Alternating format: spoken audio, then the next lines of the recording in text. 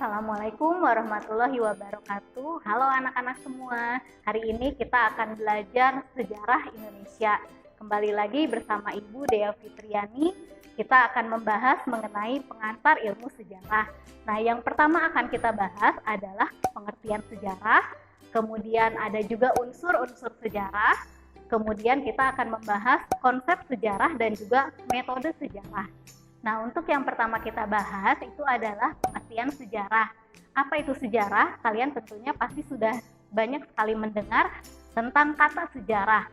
Nah, sejarah itu berasal dari bahasa Arab syajaratun, yang berarti pohon. Nah, ada pengertiannya itu bisa pohon, kemudian silsilah, dan juga riwayat. Jadi, sejarah itu adalah ilmu yang mempelajari tentang peristiwa di masa lampau. Nah, peristiwa seperti apa? Tentunya peristiwa yang sangat penting ya. Kalau misalnya peristiwa yang penting itu termasuk ke dalam sejarah. Nah, kemudian kita pun bisa melihat pengertian sejarah berdasarkan ahli, yaitu berdasarkan Herodotus. Nah, di mana Herodotus mengatakan bahwa sejarah itu menyangkut tokoh, kemudian peradaban, dan juga masyarakat. Nah, di mana ini disebut sebagai bapak sejarah. Nah, selain Herodotus, ada juga Kuntowijoyo. Nah, di mana Kuntowijoyo ini mengatakan bahwa sejarah itu adalah peristiwa yang nyata dan benar-benar terjadi di masa yang lampau. Jadi bukan hanya mitos, sejarah itu adalah peristiwa berdasarkan pengalaman di masa yang lampau. Nah, jadi kalian sudah bisa menyimpulkan ya mengenai pengertian sejarah. Nah, yang selanjutnya kita akan membahas mengenai unsur-unsur dalam sejarah. Untuk unsur sejarah itu ada 3. Ada manusia, kemudian ada waktu, dan juga ada ruang. Nah, manusia itu apa? Manusia itu adalah objek dan juga subjek dari sejarah. Nah, kalau tidak ada manusia tentunya tidak akan ada sejarah. Jadi manusia ini sangat penting hubungannya dengan sejarah. Kemudian yang kedua itu adalah waktu. Ketika kita membahas mengenai sejarah, pasti sangat berhubungan dengan adanya waktu. Kapan terjadinya peristiwa itu terjadi? Nah, itu pasti akan selalu ada dan berkaitan. Kemudian selain adanya unsur waktu, ada juga yang disebut dengan ruang. Ruang itu apa? Ruang itu adalah tempat atau letak geografisnya. Tapi tidak hanya terbatas pada ruangnya atau pada tempatnya, di mana ruang itu bisa berarti struktur dari sebuah peristiwa. Peristiwanya seperti apa? Nah, itu masuk ke dalam konsep ruang. Untuk yang selanjutnya, kita akan membahas ruang lingkup sejarah. Kita akan mempelajari sejarah sebagai peristiwa, sejarah sebagai ilmu, kemudian sejarah sebagai kisah, dan juga sejarah sebagai seni. Untuk sejarah sebagai peristiwa, kita melihat bahwa sejarah itu adalah peristiwa yang benar-benar terjadi atau peristiwa yang nyata. Jadi, peristiwa sejarah berdasarkan peristiwa itu adalah sejarah yang berdasarkan pengalaman atau secara empiris. Kemudian yang kedua adalah sejarah sebagai ilmu. Jika kita mempelajari sejarah sebagai ilmu, kita akan bisa melihat bagaimana peristiwa sejarah itu ditelusuri kebenarannya. Nah, kemudian kita bisa menggunakan metode penelitian sejarah untuk menguji kebenaran dari sebuah peristiwa. Kemudian selain itu ada sejarah sebagai kisah, di mana sejarah sebagai kisah itu dikisahkan kembali, baik secara lisan maupun secara tertulis. Nah, kemudian ada juga sejarah sebagai seni.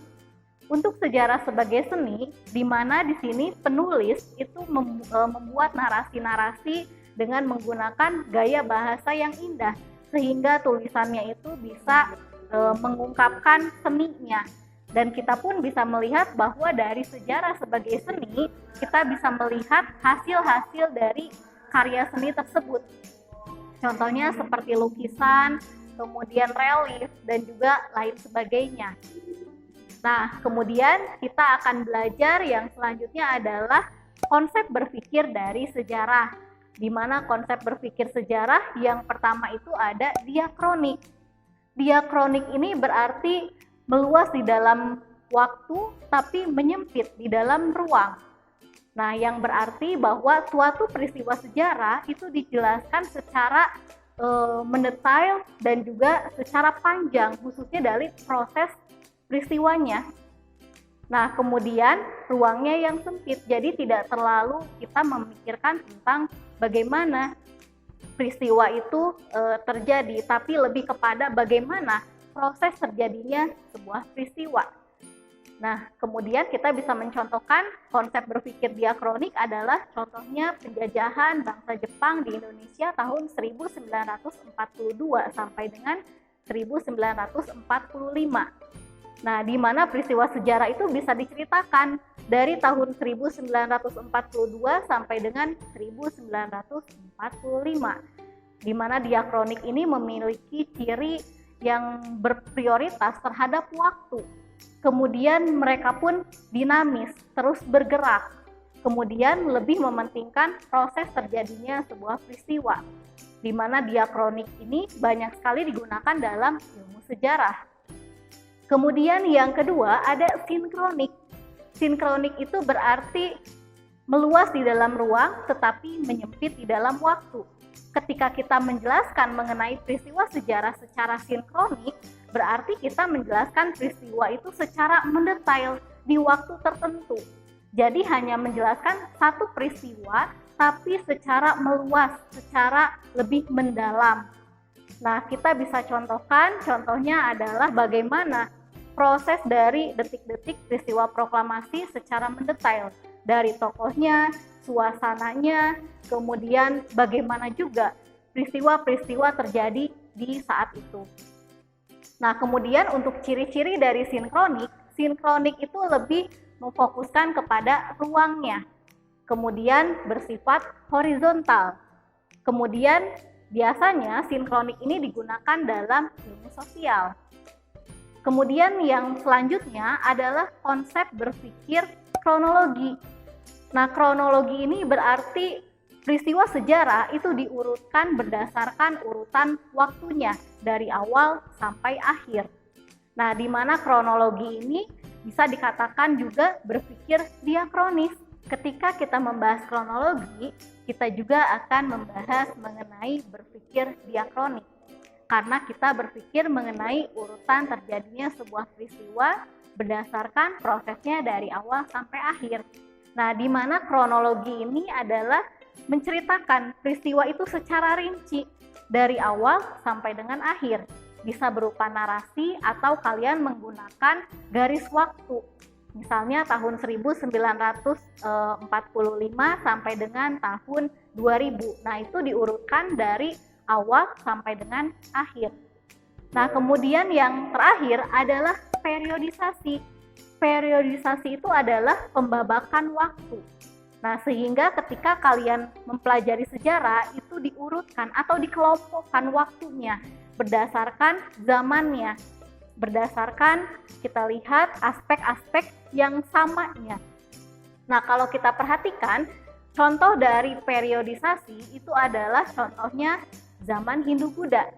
Kemudian zaman penjajahan, kemudian zaman Orde Lama, zaman Orde Baru, dan juga zaman Reformasi. Jadi kalian bisa mengelompokkan waktu-waktu tertentu berdasarkan kelompoknya, berdasarkan waktunya. Sehingga pembelajaran sejarah itu menjadi lebih bisa kalian pelajari dengan baik, ya berdasarkan periode-periode tertentu. Nah, kemudian yang terakhir adalah penelitian sejarah. Nah, penelitian sejarah itu seperti apa? Yang pertama, kalian harus memilih topiknya. Topik harus dipilih berdasarkan nilainya, harus bernilai. Kemudian harus orisinil dan juga ada kesatuan antara topik dan penelitian yang kalian lakukan. Setelah kalian memilih topik, kalian tentunya harus melakukan heuristik. Heuristik itu apa? Heuristik itu adalah pencarian sumber sejarah. Jadi kalian bisa mencari sumber-sumber sejarah atau data-data peristiwa berdasarkan penelitian yang kalian teliti, bisa dilakukan di perpustakaan, kemudian bisa dengan wawancara, kemudian kalian pun mengunjungi situs bersejarah. Nah, kemudian setelah kalian melakukan heuristik atau pencarian data sumber sejarah, kalian masuk ke dalam tahap verifikasi. atau kritik sumber.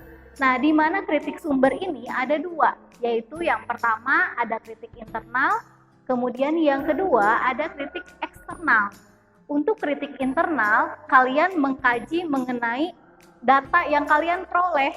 Jadi, kalau kritik internal adalah kritik terhadap isi dari sumber sejarah, di mana kalian membandingkan satu data dengan data yang lainnya, sehingga bisa ditarik sebuah kesimpulan informasi yang kalian dapatkan itu benar atau tidak. Nah, kemudian yang kedua itu adalah kritik eksternal. Kalau kritik eksternal itu kritik terhadap luar sumbernya. Jadi kalian bisa mengkritik siapa penelitinya, orangnya bagaimana, kemudian asli atau tidak sumbernya. Misalnya dari buku atau dari dokumennya asli atau tidak. Nah, itu ada di dalam tahap kritik eksternal. Setelah kalian melakukan kritik internal dan kritik eksternal, kalian tiba saatnya untuk melakukan interpretasi. Nah, interpretasi itu apa? Kalian menafsirkan data-data yang telah diperoleh itu berdasarkan pandangan-pandangan kalian. Sehingga di sana kalian bisa melihat hasil apa yang kalian temukan. Tahap yang terakhir dari metode penelitian sejarah itu adalah historiografi. Kalian menuliskan kembali peristiwa sejarah tersebut sesuai dengan kaidah-kaidah keilmuan. Apabila kalian mengutip dari sumber-sumber yang ada, kalian harus menuliskan sumber-sumber tersebut. Kemudian membuatnya menjadi sebuah narasi yang memang benar dan juga baik sesuai dengan metode penelitian yang telah kalian lakukan. Nah, mungkin untuk pengantar ilmu sejarah dicukupkan dulu sampai sini. Semoga bisa bermanfaat untuk kalian semua. Dan kemudian kalian pun bisa menerapkan metode penelitian sejarah di dalam kehidupan kalian sehari-hari. Wassalamualaikum warahmatullahi wabarakatuh.